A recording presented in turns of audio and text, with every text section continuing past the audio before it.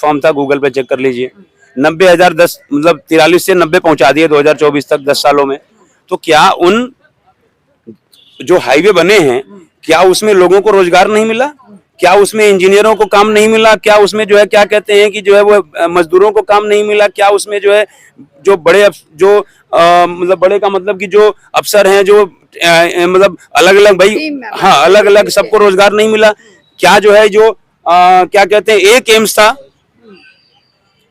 था खाली, दिल्ली का एम्स था, आज 22 एम्स का जो है वो मतलब इनके सरकार में 22 एम्स मतलब ये क्या कहते हैं, लेकिन हाँ मैं नहीं कहता 22 का 22 सक्रिय है, 15 सक्रिय है। तो क्या उसमें लोगों को रोजगार नहीं मिला?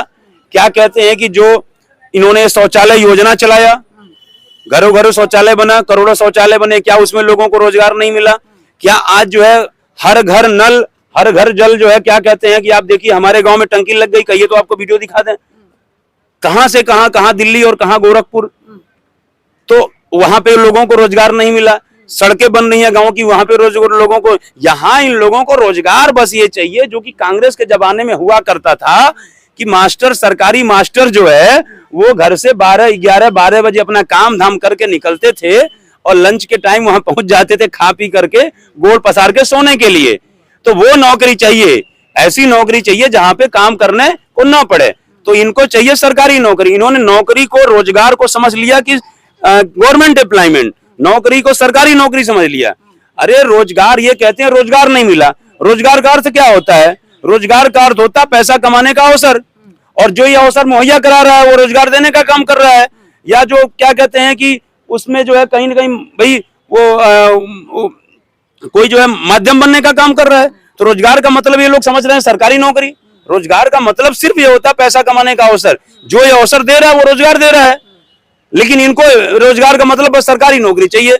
तो ये पहले इनको यही नहीं पता है कि हम क्या बोल रहे हैं और उस शब्द का अर्थ क्या होता है।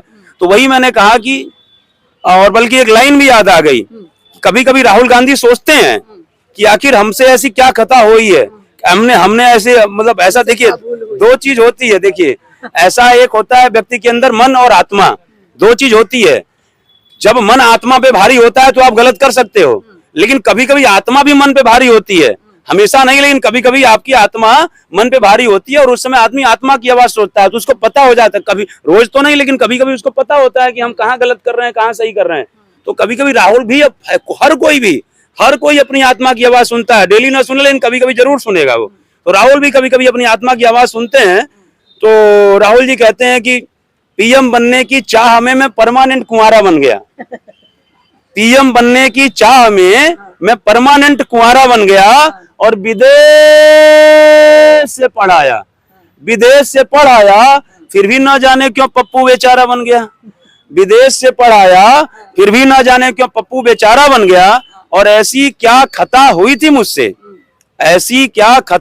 मुझसे कि मैं बस फिरोज का ही पोता बन रह गया। और दादी ने तो की थी गलती, मेरा पिता भी इटालियन का चहेता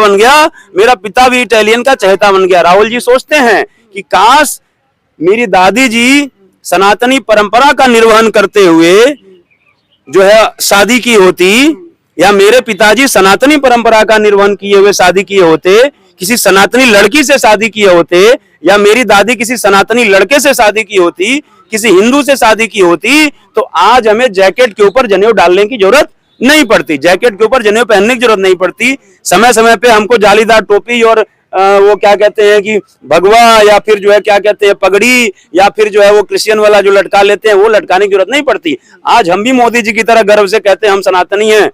समझ रहे मेरी बात को? तो कहने का मतलब इनको एहसास है कि हमसे और हमारे राहुल जी को ही पता है कि आज यदि हमने एक लक्ष्य बनाया कि मुझे पीएम बनना है, तो हमने गलतियां कहाँ करी उनको पता है। लेकिन दो चीजें होती हैं, गलतियों को सुधारने की कोशिश तो बहुत कर रहे हैं वो। कोई सुधारने की कोशिश कोई नहीं कर रहे हैं। मैं आपको खुले उस पे चैलेंज करके बोलता हूँ, राहुल जी को बस एक ईगो है कि भाई मेरी पिता प्रधानमंत्री, मेरी दादी प्रधानमंत्री, मेरे नाना प्रधानमंत्री, तो मैं प्रधानमंत्री से नीचे कोई पोस्ट क्यों लूं। और देखिए कहीं ना कहीं जो है, जब तक आपको कोई आप जिम्मेदारी नहीं लेंगे, आप उसमें रमेंगे नहीं, तब तक आपके अंदर अनुभव नहीं आएगा। आप मान लीजिए, अब जैसे मुख्यमंत्री मोदी जी हैं, 3 बार मुख्यमंत्री रहे, उसके बाद प्रधानमंत्री बने, तो कैसे शासन को चलाते हैं। आप एक बार जब मुख्यमंत्री बनते हो ना, तो आप जो है अब संगठन के साथ साथ आप जो है शासन प्रशासन कैसे, फिर आपको बहुत सारी चीजों का अनुभव मिलता है। कहीं ना कहीं आपकी भाषा शैली भी जो है मजबूत होती है, आपकी भाषा शैली भी दुरुस्त होती है, क्योंकि आपको किस आईपीएस से किस तरह से बात करनी है, किससे किस तरह से बात करनी है। वो ऐसा नहीं है कि हर जगह आपको चापलूसी मिलेगा, रेल देगा आपको, आप कितने बड़े मुख्यमंत्री क्यों ना हो। बहुत ऐसे आपने देखा होगा कि स्वाभिमानी, आपने किरण बेदी का नाम सुना होगा, जिन्होंने इंदिरा गांधी की गाड़ी रुकवा दी थी। तो बहुत ऐसे आज देखिए, आज जो है सृष्टि चल रही है, तो मानता हूं बेईमानों की संख्या ज्यादा है, लेकिन बहुत सारे ईमानदार भी हैं और बहुत सारे पुरुषार्थी भी हैं, जिसकी वजह से आज सृष्टि चल रही है, नहीं तो अब तक कब तक विनाश हो गया होता। तो कहने का मतलब यह है कि अभी भी यदि ये बताइए, जब से राहुल गांधी जी राजनीति कर रहे हैं, कितने स्टेटों में इनकी सरकार बनी। एक बार यदि किसी स्टेट का मुख्यमंत्री बन जाते और उस स्टेट को दुरुस्त कर देते, आज कम से कम आप एक मॉडल देने के होली हो जाते ना। उनको तो पद चाहिए नहीं ना, उनकी माँ ने उनकी मदर ने सेक्रीफाई किया, सोनिया गांधी जी ने पद का त्याग किया, नहीं किया, सेक्रीफाइस नहीं किया। उनको ये पता चल गया कि यदि हम पीएम बनते हैं तो हमारे कांग्रेस के में भी फूट टल जाएगी और ये आम जनमानस एक्सेप्ट नहीं करेगा हमें। वो क्या है, लेकिन राहुल को तो एक्सेप्ट कर ही सकते हैं ना, वो तो भारतीय तो है ही। क्या वही तो बोल रहे हैं, पीएम बनने की चाह में मैं परमानेंट कुंवारा बन गया, क्या एक्सेप्ट कर रहे हैं। 3 बार से लड़ रहे हैं और 3 बार में 3 अंक नहीं प्राप्त कर पाए, अभी भी डबल पे ही हैं।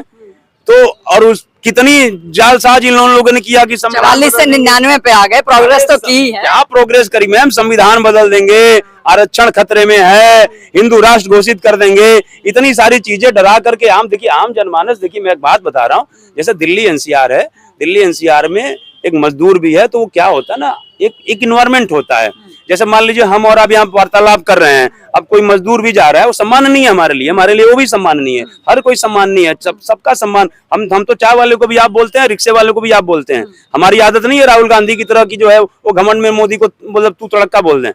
तो कहने का मतलब ये है, लेकिन यहाँ पे एक इन्वायरमेंट ये है कि जैसे रिक्शे वाला भी जा रहा है, मजदूर भी जा रहा है, चाहे तो वो सुन रहा है बात क्या हो रही है। तो कहीं के जब आप उस इन्वायरमेंट में रहते हो तो आपके अंदर सोचने की, तर्क करने की शक्ति आती है। लेकिन बहुत सारे ऐसे हमारे भारत में तमाम ऐसे गांव हैं जहां पे मीडिया वाले नहीं जाते हैं, तमाम लोग न्यूज चैनल नहीं देख पाते हैं, तमाम अपने काम में लिप्त रहते हैं। तो जब वो चीजों को देख नहीं रहे हैं, देश में क्या हो रहा है, क्या चीजें हैं, उनको जो पाठ पढ़ाया जाएगा पढ़ जाएंगे।